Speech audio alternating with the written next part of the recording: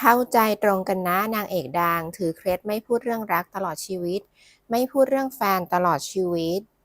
บีน้ำทิพย์จงรัชตาวิบูลย์นักแสดงตัวแม่ถือเป็นคนดังอีกรายที่ไม่ค่อยพูดถึงเรื่องความรักสักเท่าไหร่ซึ่งเจ้าตัวยอมรับว่าไม่ชอบประกาศกับใครเพราะเป็นเรื่องส่วนตัวรวมไปถึงถือเคล็ดด้วยคือ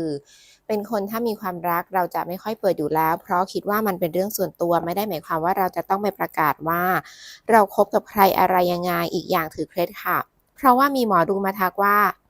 ถ้าเกิดเปิดปุ๊บคือเลิกแน่นอนหรือไม่มันก็จะมีเรื่องไม่ดีเกิดขึ้นโดนทักมาตลอดค่ะแต่ว่าเราไม่เคยสนใจแล้วเราก็เลยรู้สึกว่าถ้าต่อไปมีความรักเราก็จะไม่พูดดีกว่าเพราะว่าเท่าที่เห็นเวลาพอคนเริ่มรู้มันก็จะมีเรื่องตลอดที่มันไม่ดีโดยพื้นฐานแล้วเป็นคนที่ไม่ค่อยเปิดเรื่องนี้อยู่แล้ว